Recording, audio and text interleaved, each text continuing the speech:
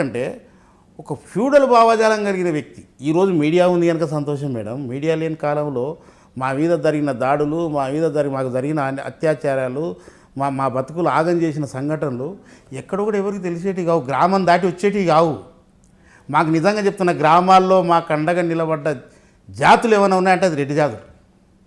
ఓపెన్గా చెప్తాను, రెడ్లు చేస్తారు మాకు సహకారం. గ్రామంలో ఉన్న ప్రజలకు సహకారం చేసేది రెడ్లే. మంచి ఇబ్బంది వచ్చినా, కుటుంబానికి ప్రాబ్లం వచ్చినా, ఏదైనా పెళ్ళి అయినా, పేరెంటం అయినా, ఏదైనా కూడా కాస్త కూస్తో సాయం చేసే గుణం ఎవరికైనా ఉందంటే అది రెడ్లకే ఉంటుంది గ్రామాల్లో. అందుకొరకే రెడ్లు ఒకటి గమనించండి, తెలంగాణ సాయుధ పోరాటం నడిపించింది రెడ్లే. ప్రజల తరపు నుంచి ఉండి కొట్లాడిండ్రు. ఆ రోజు నిజాం సర్కార్కి అండగా నిలబడింది ఎవరు? ఈ దొరలే, దేశముఖులు దొరలే.